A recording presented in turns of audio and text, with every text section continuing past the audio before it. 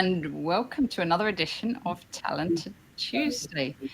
We're very excited this week to be joined by Supratit Banerjee, who is an amazing young player, and we think he's number 3 of his age in the whole world. So what's your rating, and how old are you at the moment, Supratit? So I'm currently 11, and my rating is 2323. Amazing. Big congratulations on that. And you're also at school at the moment. What are your favorite school subjects? I quite enjoy history and geography, but my favorite is definitely maths. Maths, like a lot of chess players, lots of the ones we talk to have maths as a favorite. I was also a mathematician. You weren't, were you, Matthew? You were. No, not at all. Languages more for me, but and history as well. I loved history as well. But yeah, that's nice. So- My daughter loves history too. Yeah, that's very very interesting topic, because you can you see what's all gone wrong and what's gone right in the world before, and then see things repeating themselves, which I suppose is a bit like chess. If you study your own games, and that will help get it right the next time. And Supratit, do you do a lot of chess study, or how much study might you do a day? Generally, a day I try to do around like 4 hours, because I usually have quite a bit of school homework. Yeah. So which do you do first, the schoolwork and then the chess, or the chess and then the schoolwork? I usually do my schoolwork before, but it sometimes I just it depends. Yeah, depends what you feel like, I suppose. Yeah. Okay, cool. And what game have you chosen to show to us today, and why did you choose it? So I chose my game against Simon Williams from the British. I chose it because, well, I quite enjoyed playing the opening. It felt very nice, and I felt like I maneuvered with my pieces very well. Yeah, it's a pretty cool game, I have to say. So it's a wonderful game. It's really, great fun. Yeah, it really was good. So let's have a little go. Let's start a little bit and see how things go. So 1e4. You always play 1e4, do you, Supratit, or do you vary a little bit? No, I always play 1e4. You're a 1e4 player. That's pretty good. So well, we certainly know what Simon Williams is going to play. It's always going to be a French, and the Tarrasch system. Is this the system that you've always played against the French, Supratit? No, I've played the exchanged a while ago, and then I've played the advanced. But for this game, I decided for a surprise I'll play the Tarrasch. Okay, very nice. Nice. Yes, quite. Actually, I think against Simon, it's not such a bad choice. Actually, I think it's a very good choice, because I mean, he's one of the few players nowadays who still plays this very sharp line with black, with knight f6, yeah, I always found it very difficult to handle with black, I have to say. So yeah, I mean, he does a wonderful job of it, but still, I think it gives white some very nice chances. But this was one of the first times you'd played this system, was it? I think it was my very first game, actually. Oh wow! It's not an easy variation to play. I mean, you'll see the moves that you have to play are quite unusual. So really, really nice. Okay, so e5. Just a question about the tournament, because this was from the British Championships in Liverpool, wasn't it? Yeah. And if I remember right, you did really, really well in that tournament. What round was it, and how were you doing at this stage? So this was round 6. I was on 3.5 points. Yeah. I just played Mark Hebden, which I won. So I was quite confident going into the game. Yeah. So you'd beaten one GM, and then this was the second GM in a row. And yeah. Yeah, and the game against Mark, that was quite a long one, wasn't it? Quite a tough fight, and you got him at the end somehow, yeah? Yeah, he slightly overpushed. Yeah, it was a pretty tough game. And okay, so knight Oh, f7. just a minute. Like, have any other 11-year-olds beaten GMs in back-to-back games? Do you know? Is that some kind of record? Well, can't be that many. I can tell you, I didn't. So that's definitely true. It's a hell of an achievement. Yeah, it's especially good gems as well, right? I mean, these are tough players somehow. Yeah. Yeah. So yeah, I mean, you went for this really ambitious system, didn't you, with pawns on f4 and c3? Because there's also these lines somehow which are played quite a bit, but a bit less ambitious somehow. You know, we take, we go f6, and we take like this. But you went for the really big space system somehow. Yeah. With c3. It's a knight df3. So yeah, Simon played queen b6. He played quite an unusual move here somehow. At least not the main move. So h4. Was this your preparation, Supratit? Yeah. So I knew that like after you take on d4, I play pawn takes queen b6, then I can go h4. So I just assumed that you probably just have to take on d4 here. So Yeah. I mean h4 seemed like quite a nice move for white. It seems Yeah, really no, fun already, this game, doesn't it? yeah, Yeah, really, and also really, I suppose, so playing Simon, you're always going to get a fun game. indeed. I mean, it's quite a weird setup with white, really. But I mean, you're just setting up these pawns. H4 is meant to, also to stop black from playing, any undermining move like G5, and you're just really trying to crush black somehow with your center, and black's got to try and work out how to do things. I mean, sometimes moves like F6 come in, but Simon also played something reasonably unusual, which was this move A5. And had you seen this one before, Supratit? I was not so sure about a5 actually. I mean I knew bishop b4 was a move. Yeah, I yeah. wasn't sure about a5, but I mean it seemed logical enough.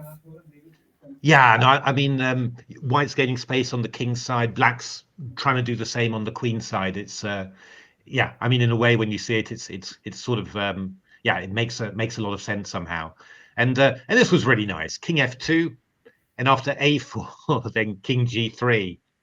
Played like That must have been you've been so playing fun this to play. variation. Yeah, played Yeah. like you've been playing this variation for years somehow. Yeah, it's pretty cool somehow. This had you prepared this sort of idea in other lines, Supratit? This king f2 g3.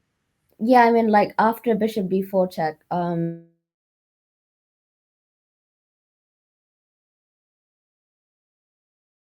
or bishop e7, I'm not sure what the move order is. And then yeah, I have like knight e2, and then I have king g3. Yeah, So I thought that could be quite a useful move. yeah. No, I think it's really good. I mean, you're getting the king out of this pin straight away. I mean, making this a lot more solid. And yeah, I mean, you can decide where to put your pieces. Maybe you want to play the bishop d3, knight e2. Maybe you want to go knight e2 to c3 quickly. It's always about choosing the right time to play your moves. And king g3 is always going to be useful. So yeah, it's nice, but it's pretty yeah, I mean, it's pretty amazing, right? Already on move 11, you've moved your king twice, and it's out on g3. It's quite it's a great little position somehow. We'll have a range of strengths of people watching here. So obviously, normally you wouldn't march your king right out to g3 in the opening. And I guess this one, it's possible, because the center's closed and because you're going to get your pieces out. Yeah, around. I mean, that's right. Yeah, I mean, the center's closed, and also this knight has been chased away from f6, so there's no danger for the king. The king's quite safe, and it's just not really clear yet for white where his kingside pieces want to go. I mean, normally you'd say, oh, I'd move my bishop, then my knight, and then I'll castle, but you're not quite sure yet where those pieces want to go. So you're just sort of moving your king to a safe space already. It's actually surprisingly safe on g3, and then just deciding later, how these are going to develop. I mean, this bishop could also just be active on f1 if you move your knight to e2 to c3 to b5 somehow, just supporting a knight attacking these squares, for example. So I mean, they're very complicated systems, these. Actually, surprisingly enough, Michael Adams played them quite a lot when he was young. You know, it's White. Yeah. for White, yeah. Or you know, he's normally just quite smooth positional restrain things, but he played these and played them very well as well. So yeah. Nice. So A3 from Simon. Just he's just trying to get his queenside space somehow. So yeah, he played the move rook B1 here. Another question just occurred to me. Are there any particular chess players that you like to follow their games, or that you particularly like to watch? Currently, I don't have any favorites in particular, but I quite enjoy watching Magnus's games. Yeah. Nice. Yeah, and also Gukesh's when they're very sharp and tactical. Definitely. Yeah. I love his games. It's really fun. Yeah, no, Magnus is a great example to follow. Also think I also find Fabiano Caruana very impressive as well. You know, just in terms of just non-stop, always trying to find a way to create stuff in games as well. I always find that very impressive. But rook B1, so just sort of holding and waiting and seeing, and I mean, this is quite just a really complex position, right? I mean, Black's making all this play on the queen side, and you didn't think about playing B3, Supratit, or anything like that. You wanted to have the queen side open somehow. I mean, I considered, I thought for a while here, but the problem with B3, I felt at least, was my center could be vulnerable, and the C3 square is weak. The other point I didn't enjoy was that the knight coming on B4 hinders the development of my A1 rook. So yeah, the A2 pawn, and I mean, okay, this may be playable, but I just thought rook B1 seemed like a more clean way of playing. Yeah, no, I mean it's actually the game actually. We'll see how it goes, but it's quite funny because Black spends all this effort opening the queen side, and then you, in the end, you come in through the queen side somehow. So you know all that effort that Black did to open the lines ends up benefiting you somehow. And I thought it was a good decision. I thought it was a really good decision, but not a completely standard one somehow. You know, it's. So it's sort of a move you might just just play without thinking would be B3. So I thought this was a very good decision. So Queen C7, Simon played just to get out of that and maybe give his knight some squares somehow. I mean, Black should be trying to as Black's created a bit of space for himself on the queen side, so he should try and do that. This is another annoying move, good move, but annoying move. Just saying to the queen, okay, you've moved behind the knight, so I'll pin you there. And here Simon played bishop A3 to swap off the dark squared bishops. Gained a bit of space here, and then went after your A pawn with queen A5. So what were you thinking here, Supratit? So my one consideration, I was just trying to figure out like how to get a knight onto D6. And I was like trying to just make sure that his pieces are all just stuck like in the game. So I mean, I felt my evaluation was I was doing quite well here. Okay, you weren't worried at all about losing that pawn on A2? No, I mean I did think I had more than enough compensation for it. Yeah, no, I think you're absolutely right. It's somehow you end up gaining so much time, with what you do there, and as I said, it's quite striking that Black sort of does all this and gets that pawn, and then you end up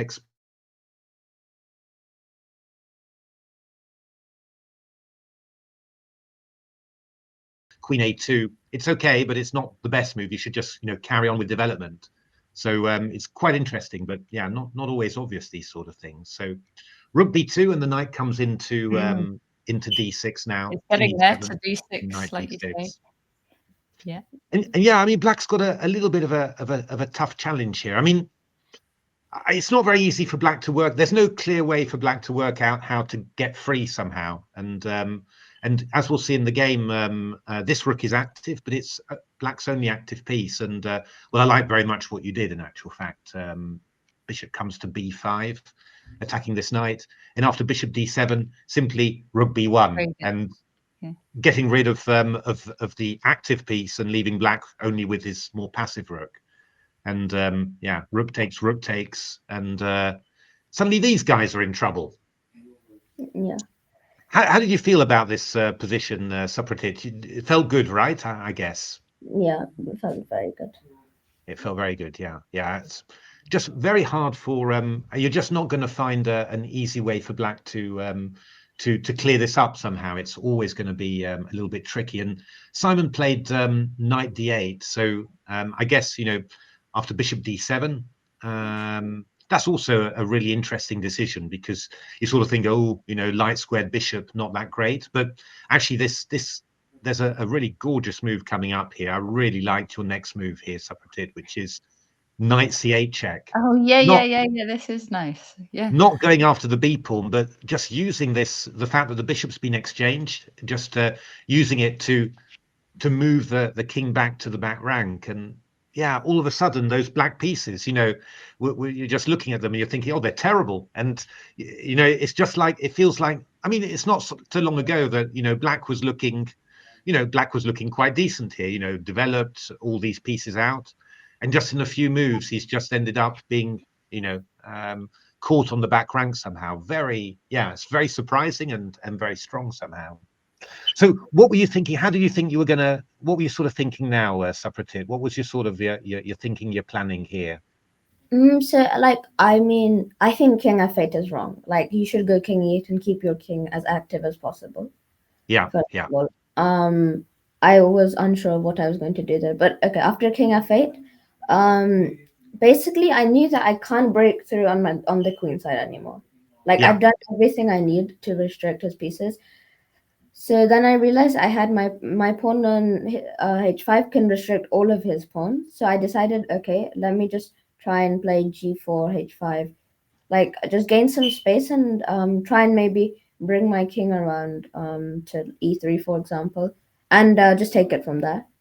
Just trying to improve position. Brilliant. I mean, it's always, they always say the principle of two weaknesses, that often in a superior position you need just a weakness on maybe on each side to stretch the opponent. When the opponent's weaker, you can work much better on two sides than he can. And this was lovely. This was really beautiful classical stuff. Really, just nice and unhurried, and just bring the pieces in. So knight d6, just aiming for that b pawn but not taking it, because taking the pawn would just free black somehow. You just leave it like this, and the knight has to stay on d8 forever. So it's very hard for him to work out what to do. And I mean, as the pawns get closer, they're taking more and more space, and just giving lots of chances there. So g6. I mean, actually, this must have been a little bit painful for Simon, who's such an active tactical player, and he's it's just he's getting very, very squeezed here. So g6, and here you played f5. Yeah, I mean, I thought, like, okay, it was time to open up the king side, and his f7 pawn h6 is his two pawns f7 h6, and his third pawn on b7 are always vulnerable. So then now I have three attacking weaknesses, which is even better. So it just felt right. Yeah, no, it's really really strong. I mean, black's got so many difficult decisions to make. I mean, there's even stuff, like h takes g6 followed by f6 is a possibility as well. So I mean, I think black has to sort of take like this. But now, of course, this h6 pawn is suffering, of course, and knight takes h6. So I mean, I guess you'd really hope that you could play a move like rook h8, but I guess that knight g5 check was really, really strong then. H8, and king e7. I guess we've even got. I mean, knight f5 check followed by h6 is really strong, and there's even threats against the f7 pawn as well. So Simon tried to play a bit more actively there. Rook g2, And knight f5. That's a cheeky little move. My goodness. So yeah, king f5. There's knight h4 check. Yeah, I mean, black isn't active, and yeah, I really liked how you did this somehow. Just you're just gradually moving forwards with your pieces, and yeah, black's knights are just really horribly contained there. So f6, pawn went on. Knight d7. Yeah, and this is really nice somehow. Knight g7 check, king f7, king f5. Just it makes a really good impression, the game. I mean, it's just so you just you sort of blink for a couple of moves, and then you find that the whites moved a few ranks forward. I mean, It's poor really, black really nice. didn't really have any chances or activity, did he? No, and it's really strange somehow. Yeah, I mean that when you think back to the opening, and black played very aggressively, creating some space on the queen side, and all that happened somehow was that it ended up white having all the space, and all black got out of the activity was the pawn on b7 somehow. And of course, yeah, the other trumps that black had, well, the white always has in the French, these pawns, well, just made it. So takes. Rook h8, rook b6. I love this as well. I mean, I thought you did this so well, because you're just keeping control, and just the pieces just keep on moving forward somehow. It's really, really nice. And every time the black just seems to have to give away a bit of ground, a bit of space, you just take it, like king g6. The king. I mean, black can't move many pieces now, and the king moves, so the king takes in. Really, it's a really nice game. So Simon tried to go over to the queen side, but unfortunately, yeah, actually, he's finally managed to defend the pawn and free his knight. But obviously, yeah, the whole action is happening on the king side, really. So he's just a very long way away now. E6, knight c6, and you took off on c6 here. Oh yeah, that was nice too. Just And he finishing resigned, yeah, and takes there e7. side with the Yes. queen. Yeah, I'm more Right, than pawn can't be stopped. yeah. Which can't be stopped. It's a really beautiful Oh, game. wonderful I game. really Yeah, really. can't tell you how impressed I am with it. It's a really lovely game, and it's not easy to control. To control such an active and an attacking player like Simon. But just really once you got out of past this initial activity, he just never managed to to create anything somehow. And yeah, that's quite something.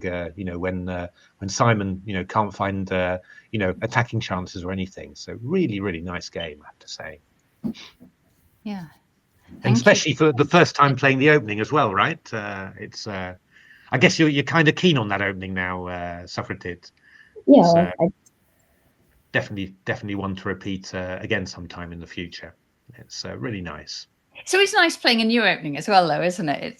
It's a bit more exciting, isn't it, when you play a new opening and you just try it out. Yeah, it keeps things fresh, doesn't it? It's yeah, I think what I always found is that the more openings I play as white, the better I play against them as black somehow. It's a two-way thing, really. Playing an opening as white helps you play against it with the other colors. So the more systems you take up, you can manage to try and take up somehow, the more it helps you with the other color. I always found that the best way to learn an opening for black was to try and play it with white, and get so upset that not finding an advantage that then I want to play it as black somehow. That's always the way. So have you got any more tournaments lined up? I'm playing the UK Blitz finals in Lima. Lovely, excellent. Well, good luck. You're a strong blitz player, aren't you? I think. You were playing. I think there was the David Norwood Memorial, not the one in memoriam tournament that happens every year. And you didn't you were. I got second. I lost to Stanley in the finals. Yeah, well, he's an amazing blitz player as well. Yeah. Oh well, good luck in the who's in the UK Blitz? Who's the top seed at the moment? Gawain. Do you know? Say again. Gawain. Gawain. Gawain. Oh, Gawain's. Yes. I went to Sheffield actually. I played in the Sheffield qualifier and Gawain won that. Yeah. Okay. Oh well, that'll be fun though. And I suppose you'll definitely play him, won't you? Because it's an all. Yeah. Oh, that'll be exciting. Cool. Brilliant. Okay. Well, thank you ever so much for showing us your game. It's absolutely fantastic. We're going to wind up here on this episode of Talented Tuesdays. Thanks for having I've been me. Matthew Sadler. I've been Natasha Regan. I've been Supratit Banerjee. Thank you all very much for watching.